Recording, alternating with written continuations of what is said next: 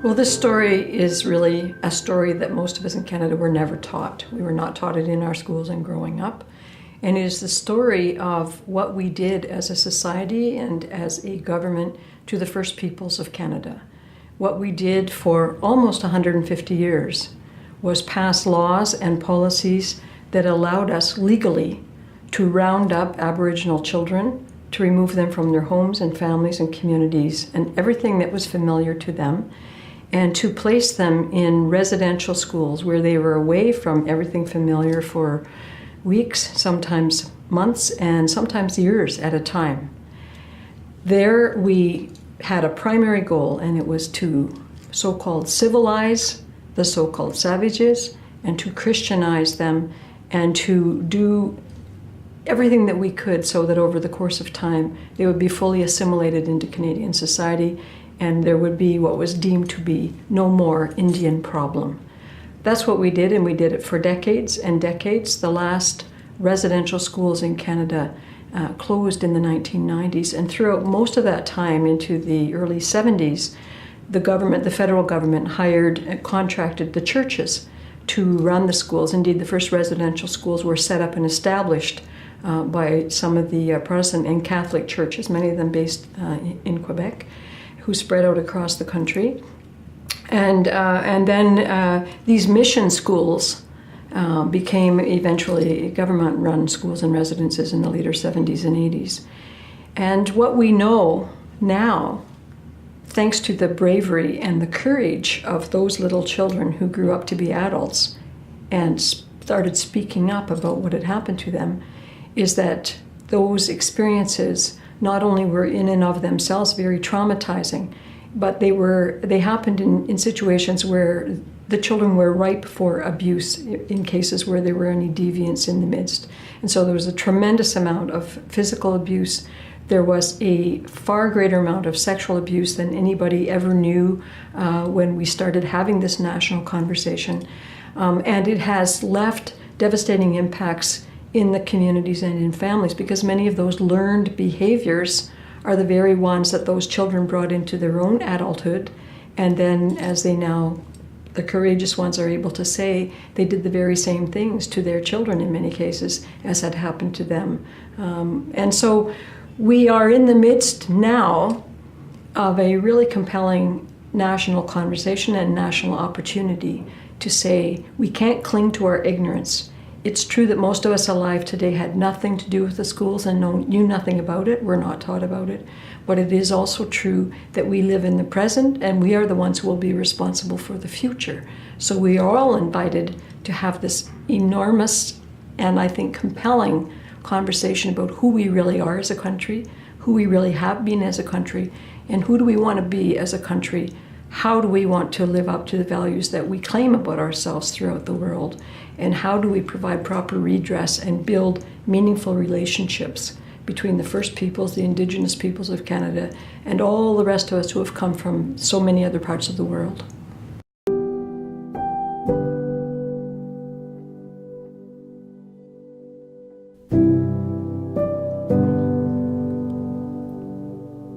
Canada's residential school system for Aboriginal children was an education system in name only for much of its existence. These residential schools were created for the purpose of separating Aboriginal children from their families in order to minimize and weaken family ties and cultural linkages, and to indoctrinate children into a new culture, the culture of the legally dominant Euro-Christian Canadian society. Older brothers were separated from younger brothers, older sisters were separated from younger sisters, and brothers and sisters were separated from each other. This film will explore the central themes presented in the final report of the Truth and Reconciliation Commission while examining the history and the legacy of residential schools in Canada. Most of the narration is taken word for word from the final report of the TRC, often cited on the screen. Later in the film, we will review the 94 calls to action proposed by the Commission and visit some locations where these calls have been heard and taken to heart. It is hoped that understanding the truth about the residential school system will lead to a new relationship between the descendants of settlers and the Indigenous, Métis, and Inuit peoples of Canada. The schools were in existence for well over 100 years, some from before Confederation, but were primarily active from the enactment of the Indian Act in 1876 to 1996, when the last school closed. In 1996, the report of the Royal Commission on Aboriginal Peoples urged Canadians to begin a national process of reconciliation. Much of what the Royal Commission had to say has been ignored by government. A majority of its recommendations were never implemented. But the report and its findings opened people's eyes and changed the conversation about the reality for Aboriginal people in this country. The federal government has estimated that at least 150,000 First Nation, Métis, and Inuit students passed through the residential school system. That experience was hidden for most of Canada's history until survivors of the system were finally able to find the strength, courage, and support to bring their experiences to light in several thousand court cases that ultimately led to the largest class action lawsuit in Canada's history. Because up until that point, the response from the federal government to the burgeoning abuse claims was really worrisome to them, right? Because there were so many, and they were afraid that these claims would clog up the courts. So they needed something as an option, right? And they came up with the dialogue process, and that became the early dispute resolution process, and it wasn't working. Other than the dialogues that traveled from one end of the country to the other, were a godsend in the sense that people were finally able to talk about their experiences. Chief Fontaine and Professor Kathleen Mahoney, a law professor from the University of Calgary, formed a team that, after extensive discussions with representatives of former students, the Assembly of First Nations and other Aboriginal organizations, the involved churches, and the federal government, presented a comprehensive report and action plan. This plan came into effect in September 2007 and captured the scope of the residential schools issue and proposed a viable way forward. The report to the Assembly of First Nations, that was to me and my executive, contained all of the elements that then became part of the Indian Residential School Settlement Agreement, including, though it was never part of the legislation, was an apology. Brave survivors, through the telling of their painful stories, have stripped white supremacy of its authority and legitimacy. The irresistibility of speaking truth to power is real. Today is not the result of a political game. Instead, it is something that shows the righteousness and importance of our struggle.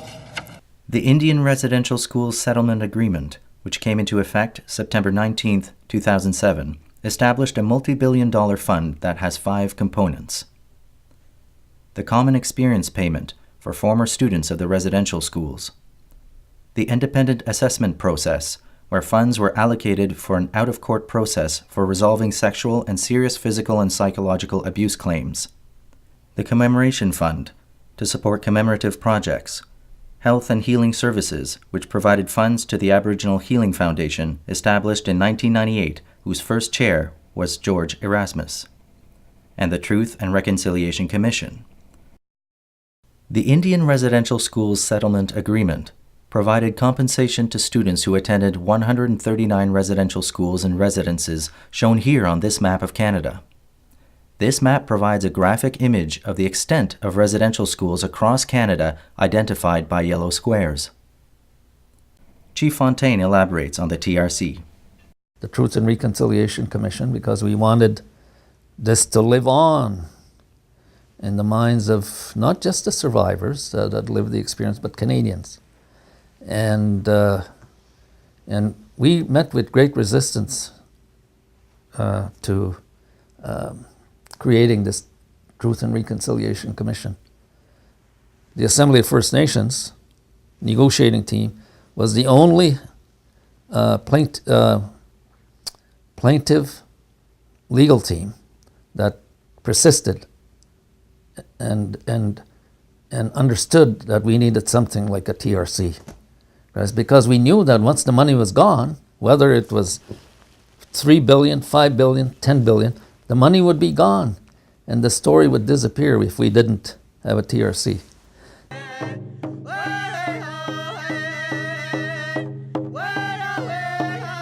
The Truth and Reconciliation Commission of Canada was a commission like no other. The commission spent 6 years traveling to all parts of Canada to hear from the Aboriginal people who had been taken from their families as children, forcibly if necessary, and placed for much of their childhoods in residential schools. Its mandate was twofold.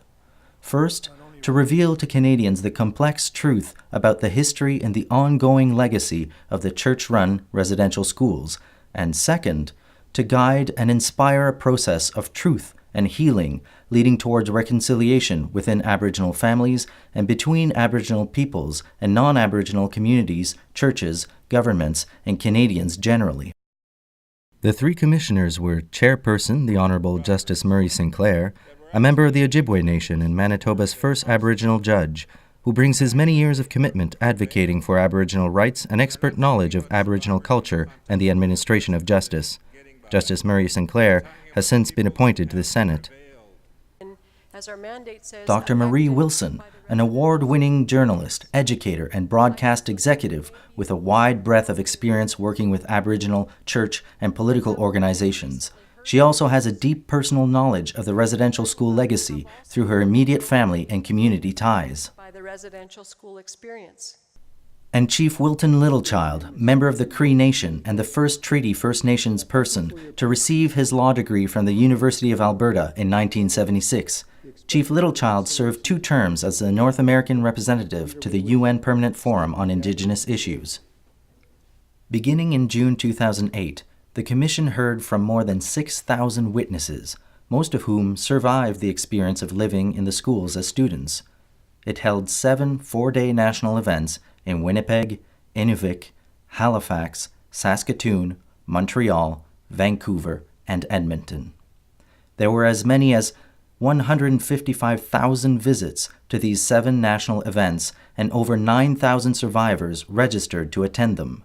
The Commission also organized regional events in Victoria and Whitehorse and held 238 days of local hearings in 77 communities across Canada. And I remember the first night, we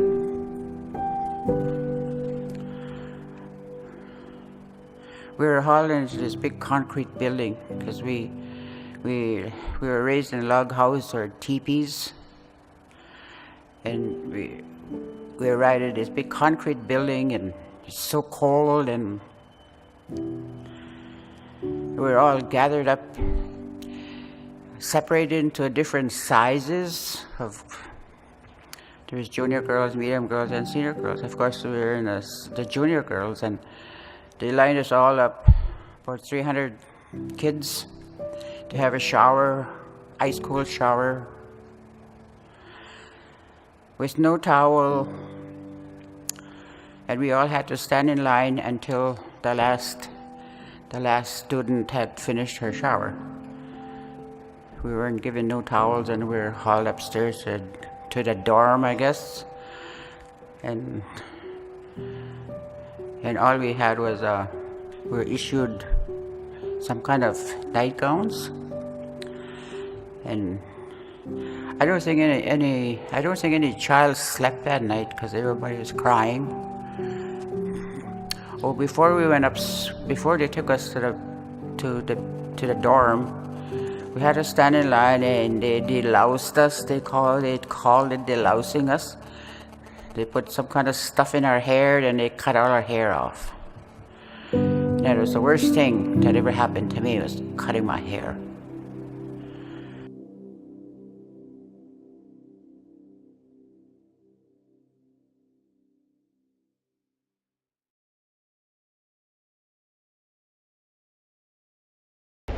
One significant legacy of the Commission is the National Centre for Truth and Reconciliation on the campus of the University of Manitoba in Winnipeg. This teepee standing on the grounds of the National Centre bears the symbol of the Commission, the circle of 7 flames that represent the 7 sacred teachings: love, respect, courage, honesty, wisdom, humility, and truth. Well, the teepee on the property is one of the 3 teepees that we had at the Truth and Reconciliation Commission, and those were teepees that we put up at each one of our national events, and they were very important focal points to make sure that we had, at the very least, a visual representation of what a traditional home looked like, at least from the prairie cultures here and some of the other cultures that use teepees.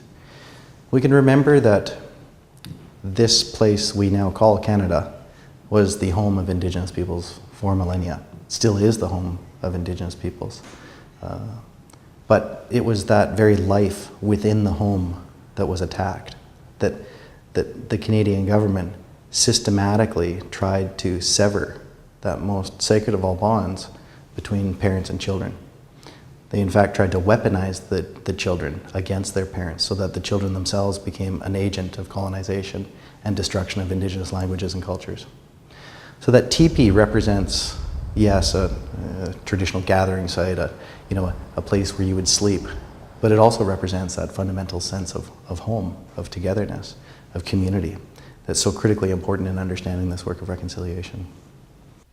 It is here that the video and audio records of nearly 7,000 survivors of residential schools and those affected by the schools reside.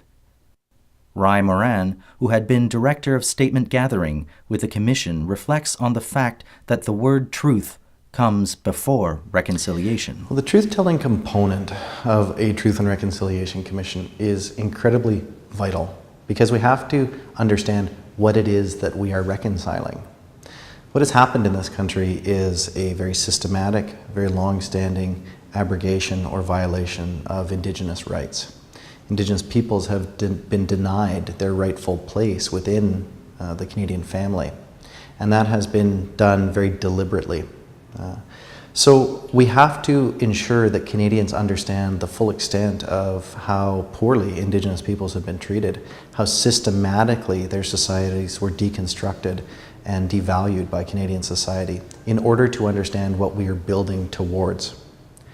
The Commission itself defined reconciliation as the establishment and maintenance of mutually respectful relationships. It's very important to remember that that establishing foundation is what needs to be created. It says that we don't have a respectful relationship. And in order to understand how much we failed, we have to understand how disrespectfully Indigenous peoples have been treated. Reconciliation will take some time. Healing is not just for Indigenous people. The Reverend Stan McKay, former moderator of the United Church and a residential school survivor, sees an obstacle to reconciliation in Canada. Yes, I think the process of colonization, the concept of removing all that is Indian from the children, is part of a concept that one group is superior to the other. One group has wisdom and knowledge and goodness, and the other has nothing. I think that concept has not been addressed in Canada, even with the apologies. The apologies are for behavior and practices that people have carried out, but there has not been an acknowledgement that the ongoing process marks our society in a way that even though we change our language, our attitudes continue to be a problem. And so I would say that the majority of Canadians still function with the concept that Indigenous peoples need help, need healing, and we're fine, thank you. As long as that persists, I believe we'll move very, very slowly toward addressing the historic injustice and shaping a future that involves us all with some respect and some dignity. It is important that all Canadians understand how traditional First Nations, Inuit, and Métis approaches to resolving conflict, repairing harm, and restoring relationships can inform the reconciliation process.